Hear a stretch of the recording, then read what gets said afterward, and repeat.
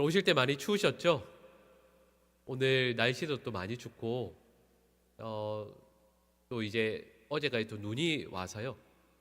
저희가 이제 셔틀이 내리고 또 주차하는 이런 곳에 곳곳에 길이 또 얼어 있습니다. 우리 많은 우리 장로님들, 집사님들께서 또 안내해 주시고 또 길도 막 쓸고 또 얼음도 깨시고 하시면서 예배를 위해서 교회 밖에서 참 많이 수고해 주시는데, 교회 안과 밖에서 섬기시는 모든 분들의 손길을 통해서 저희 교회가 또 하나님께 바르게 예배하고 은혜 가운데 더욱더 굳건히 서게 될 줄로 믿습니다. 여러분, 저희가 마음에 무엇을 품고 사느냐에 따라서 우리의 그 존재가 결정이 됩니다. 그럼 배움을 늘 마음에 품고 사는 사람을 우리가 뭐라고 이야기하죠? 네, 학생이라고 이야기합니다. 자녀를 늘 마음에 품고 살아가는 분을 우리 뭐라고 하죠? 네, 부모라고 하죠.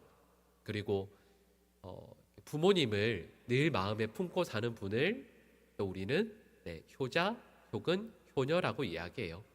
옆에서 이렇게 보면 저분이 무엇을 혹은 누구를 마음에 품고 사는지를 금세 알아차릴 수 있습니다. 그리고 그것에 따라서 그를 향한 부르는 호칭이라든지 대하는 태도라든지 이런 것도 달라지겠죠.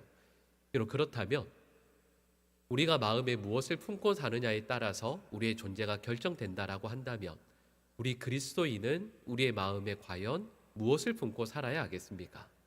그것을 오늘 본문 5절 말씀을 보면 이렇게 대답합니다. 우리 5절 말씀 같이 읽겠습니다. 너희 안에 이 마음을 품으라. 곧 그리스도 예수의 마음이니. 아멘. 그리스도인은 우리의 마음에 무엇을 품고 사는 사람이죠? 네, 예수 그리스도의 마음을 품고 사는 사람이다 말씀하고 있습니다. 예수님께서는 우리의 하나님을 늘 마음에 품고 사셨고, 그러니 하나님의 마음, 하나님의 뜻에 결국 순종하셔서 십자가에까지 나아가셨다라고 오늘 본문은 말씀하고 있습니다. 마찬가지로 그리스도인이라 불리고 있는 저희들은, 그리고 그리스도인으로 살기 원하는 저희들은 그리스도를, 그리고 그리스도의 마음을 우리의 마음 가운데 품기 위해 늘 애써야 하는 것이죠. 성탄의 계절을 맞이하고 보내는 저희들이 과연 품어야 할 예수님의 마음은 어떤 것인가 하는 것을 오늘 본문을 통해서 함께 살펴보고자 합니다. 저희가 읽은 빌립보서 2장 5절에서 11절 말씀은 그냥 우리 한글 성경으로 보면 산문으로 다른 부분과 별로 구분이 안 돼요. 그냥 똑같이 쭉 써져 있는 것 같죠. 근데 이 내용을 혹시 영어 성경 가지고 있으시면 보시게 되면 5절부터 11절 말씀은 시로, 그러니까 우리로 말하는 찬양으로 나와 있다라는 것을 알게 됩니다. 그래서 많은 성서학자들은 오늘 본문 말씀에 제목을 붙입니다. 뭐라고 붙이냐면 그리스도 찬가라고 붙입니다. 예수님을 찬양하는 내용이라는 뜻이죠. 그리고 그 내용은 이러합니다. 예수님의 탄생, 예수님의 성육신, 예수님의 공생애, 예수님께서 십자가에 죽으신 것, 부활하신 것, 그리고 이 모든 것에 담긴 하나님의 영광과 하나님의 뜻을 찬양하고 있는 내용입니다. 여러분, 이 본문에서 나와 있는 예수 그리스도의 마음을 품으라 라고 말씀하는데, 여기에 나타난 예수님의 마음은 크게 두 가지로 나옵니다. 그 첫 번째는 예수님의 자기 비우심이고, 그리고 두 번째로는 예수님의 낮아지심입니다. 그리고 이 두 가지를 한마디로 이야기하면, 여러분 가진 성경에 보시면 빌립보서 2장 1절부터 위에 그 제목이 있을 텐데요. 그것은 바로 예수님의 겸손이라 말할 수 있습니다. 그리고 이 자기 비움이라는 것에 대해서 이렇게 설명할 수 있을 것 같습니다. 제가 신학교 1학년에 서울에서 학교를 늘 다니다가 방학 때 이제 모교회에 가서 이제 주일 오전에 예배를 드리는데, 그때 예배 시간에 담임 목사님께서 설교하셨던 본문이 어디였냐면 요한계시록이었습니다. 근데 목사님께서 이렇게 말씀을 하셨어요. 그 요한계시록에 보면 여러 상징들이 나오는데 그 중에 하나가 용이라는 동물이 나옵니다. 여러분, 그리고 용은 무엇을 상징하죠? 네, 마귀를 상징합니다. 그러면서 이렇게 설명을 하셨어요. 우리 사회에, 특히 한국 전통 문화에 스며들어 있는 무속과 우상 숭배에 대해서 말씀을 하시면서 그 가장 좋은 증거가 용을 좋게 평가하는 것이다. 그러면서 구체적인 예로 드신 게 뭐였냐면 이름에 용자를 쓰는 것이라 말씀하셨습니다.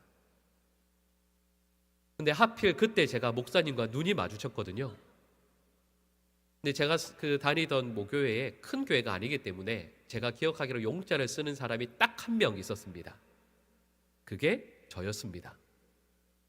여러분, 저는 그 말씀을 들으면서 한편으로는 무척 억울했습니다. 왜냐하면 여러분, 이름에 용자라고 했을 때 그 용자는 한자로 쓰면 무슨 용자죠? 예, 용용자거든요. 근데 저의 이름은 용용자가 아닙니다. 저의 이름은 큰 쇠북 용자입니다. 낯선 단어죠. 여러분, 이 말이 뭐냐면 큰 쇠로 된 북이니까 뭘까요? 네, 종이라고 할 수 있겠죠. 제가 그날 예배를 어둠 가운데 낙심하여 드리고 나서 집으로 돌아와서 제가 부모님께 직접 그때 여쭈었던 것은 아니지만 왜 저의 이름을 그렇게 지으셨나 잠시 묵상했던 기억이 있습니다. 그리고 그때 제가 떠올렸던 내용은 이런 내용이었습니다. 여러분, 소리가 멀리 퍼져 나가려면 그 악기에는 울림이 있어야 합니다. 그리고 모든 악기는 고유한 울림이 있죠. 그리고 저의 이름이 쓰여진 종이라고 했을 때 그 종의 소리가 길게 이어지려고 하면 그 종에는 비어있는 공간이 많아야만 합니다. 그래야 그 쇳덩어리 안에 소리의 울림이 일어나게 되는 거죠. 만약에 큰 종이 있는데 그만큼 그 부피에 쇠로 가득 차 있다고 한다면 아마도 그 쇠의 둔탁한 소리만 날 것입니다. 하지만 그 쇠 가운데를 많이 비워내었기 때문에 그 종을 통해서 아름다운 소리가 나겠죠. 저희 부모님께서 저의 이름에 용자를 그렇게 쓰신 이유는 저의 삶에서 많은 부분을 비워내어서 그 비워낸 공간을 통하여 아름다운 울림이 이 세상 가운데 퍼져나기를 기대하셨기 때문이 아니겠습니까? 여러분, 종이 그러한 것처럼 또 모든 악기들도 그러합니다. 얼마나 많이 그리고 잘 비워내느냐에 따라서 그 존재는 그리고 악기는 그 소리와 가치가 결정되게 됩니다. 여러분, 여기까지 말씀을 드리고 나서 이 내용을 오늘 본문 말씀에 적용해 볼까요? 여러분, 예수님께서도 자기 자신을 이렇게 비워내셨다 말씀합니다. 우리 오늘 본문 6절과 7절 말씀을 같이 한번 읽어보실까요? 그는 근본 하나님의 본체시나 하나님과 동등됨을 취할 것으로 여기지 아니하시고 같이 되셨고 아멘. 여러분, 이 내용을 한마디로 말씀드리면 이런 내용이죠. 예수님께서 자기를 비워내셨습니다. 근데 얼마만큼 비워내셨죠? 하나님 되신 만큼을 비워내셨다라는 뜻입니다. 여러분, 세상에서 생각할 수 있는, 우리가 상상할 수 있는 가장 큰 영역, 큰 부피, 그리고 가장 귀한 가치, 그것을 무엇이라 말할 수 있을까요? 하나님 되심이라고 말할 수 있습니다. 하나님이시죠. 근데 예수님은 자신의 존재 가운데에서 하나님 되심을 비워내셨다라는 뜻입니다. 비유를 들자면 세상에서 가장 우리가 상상할 수 있는 가장 큰 쇳덩어리가 있다라고 한다면 그 가운데서 또 가장 많은 부분을 아름답게 비워내셔서 세상이 생각할 수 없는, 세상에서 들을 수 없는 가장 아름다운 종소리를 예수님의 삶을 통하여 이 땅 가운데 비추어 내셨다, 들려주셨다라는 뜻입니다. 그리고 그 소리를 들으면서요, 가장 많은 것을, 가장 귀한 것을 비워내신 예수님의 삶을 통하여, 말씀을 통하여 어떤 이들은 그 앞에서 자기의 잘못을 회개하고, 또 어떤 이들은 마음의 감동을 받고, 어떤 이들은 그 앞에서 결단하며 주님께서 바라시는 그 인생을 살아가게 된다라는 것이죠. 여러분, 여기에서 예수님께서 자기를 비워라는 이 말씀은 다른 영어 성경을 보면 이렇게 말씀해요. 예수님께서 자기 자신을 아무것도 아닌 것으로 만드셨다라고 말씀하고 있습니다. 그리고 예수님께서는 자기 자신을 이렇게 비워내셨다라고 말씀하고 있고요. 두 번째가 낮아짐입니다. 우리 오늘 본문 8절 말씀을 우리 같이 한번 읽어보실까요? 8절 같이 읽겠습니다. 사람의 모양으로 나타나사 자기를 낮추시고 죽기까지 복종하셨으니 곧 십자가에 죽으심이라. 아멘. 예수님께서 자기를 낮추십니다. 그리고 그 낮추심의 결과로 인해서 예수님은 십자가에 죽으실 만큼 복종하시게 되었다라고 말씀하고 있는 거죠. 여러분, 예수님께서 그러하셨던 것처럼 하나님의 말씀에 대한 온전한 순종은 나 자신을 낮출 때에만 가능합니다. 여러분, 그래서 우리는 하나님의 말씀에 복종하는 것이 참으로 어렵다라는 것을 늘 경험하게 돼요. 왜냐하면 나 자신을 낮추는 것은 나의 본성과 반대되는 것이기 때문입니다. 누구나 더 높아지기를 갈구하죠. 아마 그런 경험들 다 있지 않으세요? 자녀들에게 공부를 열심히 하라고 체근하시면서, 야, 너 이렇게 열심히 공부 안 하면 어떻게 되려고 그러니? 그래도 적어도 앞집에 있는 철이보다 영희보다는 걔들과는 다른 삶을 살아야 하지 않겠니? 라고 하면서 아마 틀림없이 체근하셨을 겁니다. 사람은 누구나 예를 들면 나의 부모 혹은 내 곁에 있는 누군가와는 다른 삶을 살고 싶어 해요. 그리고 그 누군가와 다른 삶을 살고 싶어 하는 것의 정점이 뭐냐 하면 성경에서 말씀하고 있는 하나님처럼 되는 것이라 말할 수 있습니다. 아담이 그리고 하와가 그러했던 것처럼 역사상 많은 힘과 능력을 가졌던 많은 왕들이 그러했던 것처럼 많은 이단 사이비들의 교주들이 그러한 것처럼 내 곁에 있는 누군가와는 온전히 다르게, 그래서 하나님처럼 되는 것을 세상의 사람들은 추구하는 것이죠. 하지만 예수님은 전혀 그렇지 않으셨습니다. 예수님께서는 오히려 누군가와 같아지는 정도가 아니라 그들보다 더 낮아지는 것을 선택하셨습니다. 예수님은 사람들과 같이 되어지기 위해서 예수님의 본래 존재보다 훨씬 더 낮아지는 것을 선택하시죠. 예수님께서 십자가에 못 박히셨을 때 예수님 우편에 있는 강도가 예수님께 자비를 구합니다. 예수님, 당신의 나라에 이르실 때 저를 기억해 주십시오. 이렇게 부탁을 합니다. 그때 예수님께서 이렇게 말씀하시죠. 오늘 내가 나와 함께 낙원에 있으리라. 십자가에 못 박혀 죽어야 하는 강도가 예수님께서 다스리는 나라의 백성이 되는 것을 예수님께서는 부끄러워하지 않으십니다. 기꺼이 그것을 선택하시죠. 그 강도와 같아지는 것, 그리고 그렇게 낮아지는 것을 예수님께서는 기꺼이 선택하십니다. 그리고 말씀드렸던 것처럼 자기 비움 그리고 낮아짐, 이 두 가지를 합해서 성경에서는 겸손이라고 말씀하고 있습니다. 분명히 예수님은 하나님과 같은 분이시죠. 하나님의 영광, 하나님의 존재, 하나님의 위엄과 능력을 가지신 분입니다.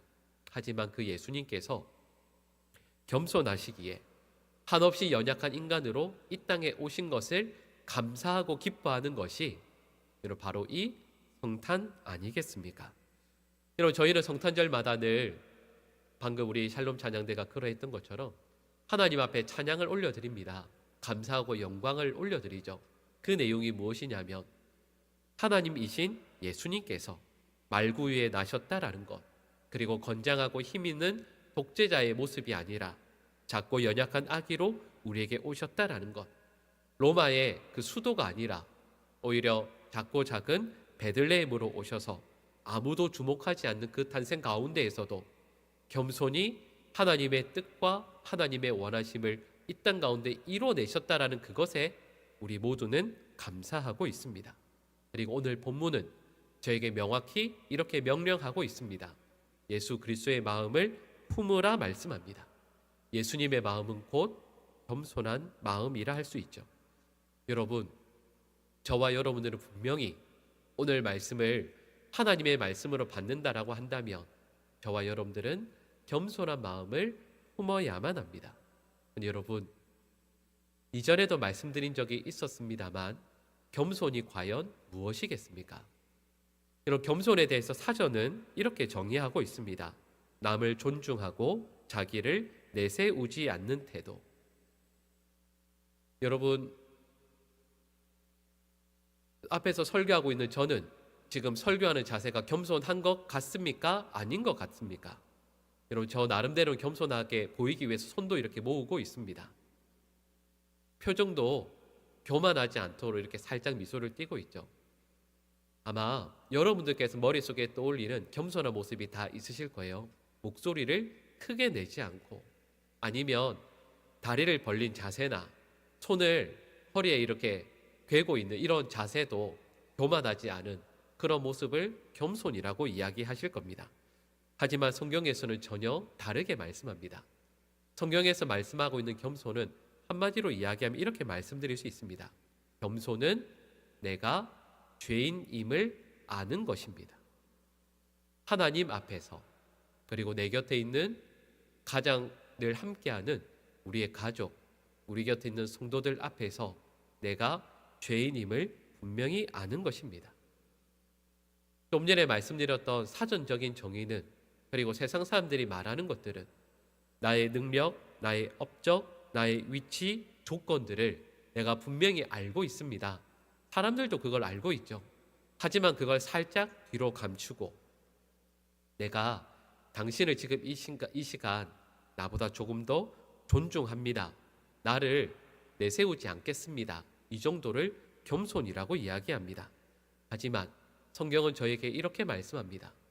하나님 앞에서 신앙생활 할 때 내가 죄인임을 잊으면 교만이고, 내 곁에 있는 누군가와 이야기를 나누고 그를 생각하고 그를 위해서 기도할 때, 함께 공동체를 이루어 믿음 생활을 할 때 내가 죄인임을 잊는다고 하면 그것이 바로 교만이라고 말씀하는 거죠. 여러분, 그래서 누가복음 18장 말씀을 보면 한 바리새인과 세리가 성전에 올라가서 기도하는 장면을 예수님께서 말씀하십니다. 근데 세리가 이렇게 기도하죠. 감히 고개를 들지 못합니다. 그리고 고개를 숙이고 가슴을 칩니다. 그리고 통곡하면서 하나님께 이렇게 기도합니다. 하나님, 저를 불쌍히 여겨주십시오. 저는 죄인입니다. 근데 예수님께서 그를 겸손하다 말씀해 주시는 것이죠. 이런 관점으로 나 자신을, 그리고 하나님 앞에서, 내 이웃 앞에서, 내 가정 앞에서 나 자신을 바라보는 것이 바로 겸손입니다. 그리고 하나님께서 이렇게 겸손한 자를 결코 그냥 두시지 않습니다. 우리 오늘 본문 9절 말씀을 같이 한번 읽어보실까요? 같이 읽겠습니다. 이러므로 하나님이 그를 지극히 높여 모든 이름 위에 뛰어난 이름을 주사. 아멘. 우리 생각에는 내가 나를 낮추고, 아니, 내가 하나님 앞에서, 그리고 내 곁에 있는 그 누군가의 앞에서 죄인임을 알기에 나 자신을 낮추면 사람들이 나를 무시하고 또 나 자신을 실패자로 낙인 찍을 것 같지만, 오히려 우리 주님께서 나를 높이시고 하늘의 영광을 허락해 주신다라고 말씀하고 있습니다. 여러분, 저와 여러분들이 성탄을 맞이하면서 과연 어떤 마음으로 이 성탄을 대해야 하겠습니까? 여러분, 우리가 죄인이라는 것을 잊게 되면 우리는 성탄절을 기뻐할 이유가 전혀 없습니다. 우리가 하나님 앞에서 죽어야 할 죄인임을 내 곁에 있는 성도들과 이웃들 앞에서 하나님의 책망을 받을 수밖에 없는, 결코 고개를 들 수 없는 죄인이라는 것을 잊어버리게 되면 성탄이 무슨 의미가 있겠습니까? 하지만 저와 여러분들이 죄인이요 하나님의 은혜가 살 수 없이는 결코 살 수 없는 그런 죄인임을 깨닫게 될 때, 이 성탄은 저와 여러분들에게 진정 감사와 기쁨의 이유가 되지 않겠습니까? 그러므로 이 성탄을 맞이하는 모든 분들에게 예수 그리스도의 마음을 품게 될 수 있기를 간절히 축복합니다. 겸손의 마음을, 예수님께서 품으셨던 그 겸손과는 또 다른 하나님 앞에서 죄인된 우리 자신을 철저히 깨닫고 고백하며 하나님의 은혜를 구하는 우리 모든 믿음의 백성들 될 수 있기를 간절히 축복합니다. 근데 여러분, 오늘 본 말씀을 묵상하면서 저는 이런 묵상을 해보았습니다. 처음에 말씀드렸던 것처럼 빌립보서 2장 5절에서 11절 말씀은 그리스도 창가라 불리는 사도 바울의 찬양입니다. 근데 여러분, 이런 질문을 해볼 수 있지 않을까요? 왜 사도 바울은 그리스도 찬가를 빌립보서에서 쓰고 있을까요?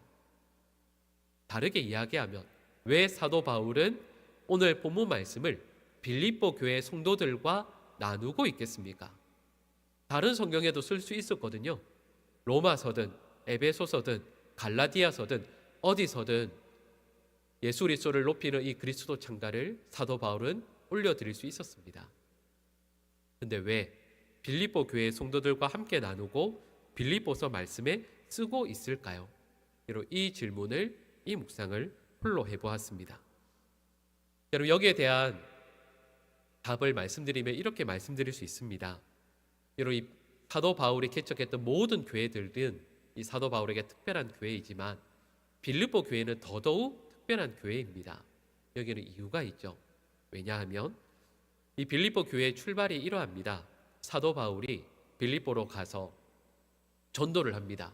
근데 그 전도에 대한 결과가 바로 나타나지 않아요. 근데 그러다가 한 귀신 들린 여종이 사도 바울과 신라를 따라옵니다. 그리고 이들은 지극히 높으신 자에 보내신 사람들이다라고 계속해서 이야기를 합니다. 근데 사도 바울이 어떻게 하죠? 그 귀신 들린 여종을 고쳐줍니다. 근데 고쳐주었더니 이것 때문에 놀라운 복음의 역사가 일어난 게 아니에요. 이것 때문에 빌립보 교회가 세워진 게 아닙니다. 오히려 사도 바울은 모함을 받고 붙들려서 매맞고 감옥에 던져지게 됩니다.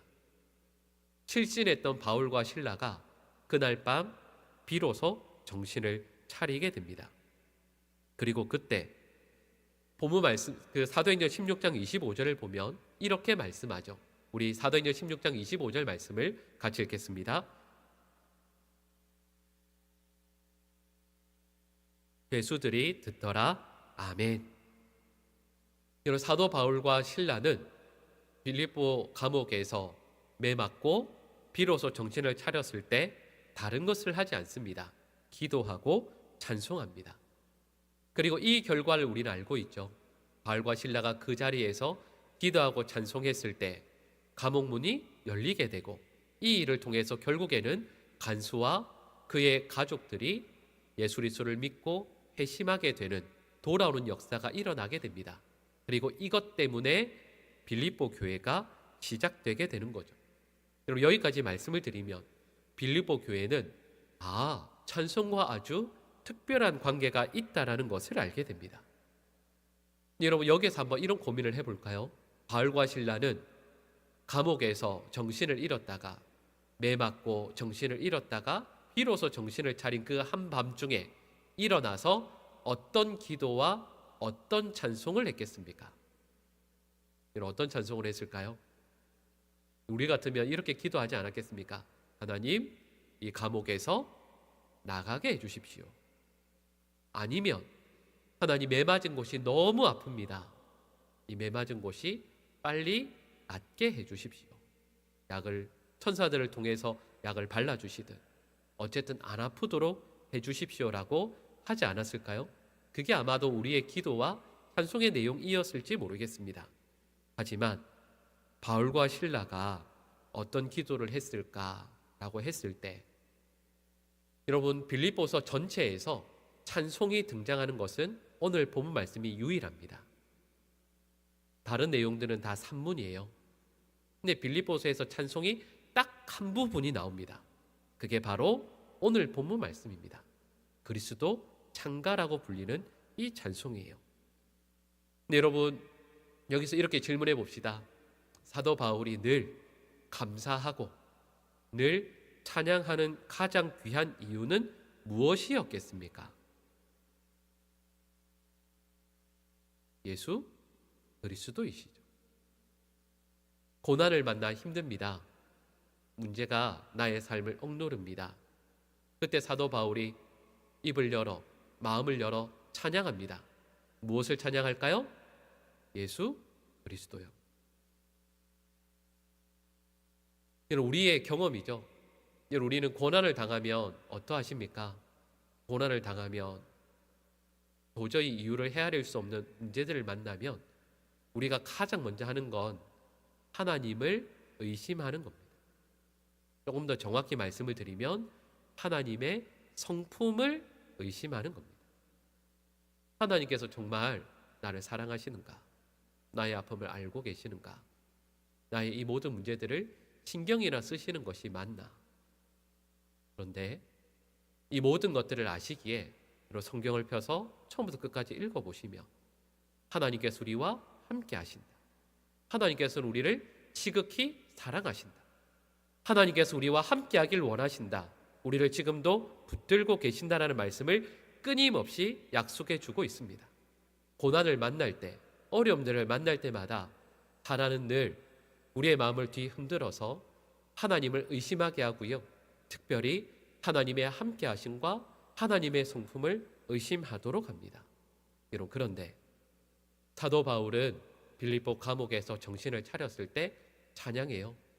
근데 그 찬양의 이유와 내용은 감옥에서 나가게 해달라든지 나의 이 고난, 이 문제가 해결되게 해달라는 것이 아니었을 겁니다. 사도 바울이 찬양했던 내용이 무엇일까요? 이렇게 추측할 수 있죠. 바로 그 내용이 오늘 본문 말씀에 나오는 그리스도 창가이겠구나. 다른 것이 아니라 예수 그리스도를 온전히 찬양하는 것. 예수님께서 나와 함께 하시니 예수님 한 분으로 감사하고 기뻐하는 것. 이런 사도 바울이 빌립보에 온 이유, 복음을 전하고 매맞고 감옥에 갇힌 이유, 그리고 아픈 가운데에서도 찬송하고 기도할 수 있는 이유는 단 하나입니다. 예수 그리스도이시죠. 나와 인류를 위해 이 땅에 오신 종의 모습을 입고 이 땅에 오셔서 십자가에 죽기까지 복종하신 그 예수님 한 분만이 사도 바울의 인생의 유일한 찬송과 감사의 이유였습니다. 사도 바울은 빌립보 감옥에서 정신을 차렸을 때 다른 걸 찬양하는 게 아니에요. 예수님만을 찬양하는 겁니다. 그리고 빌립보 교회 성도들과 이 은혜를 나누길 원하는 것이죠. 어려움 가운데 핍박 가운데 살아가는 모든 빌립보 교회 성도들이 큰 문제를 경험하면서 나의 건강은 나의 삶은 여전히 아프고 힘들지만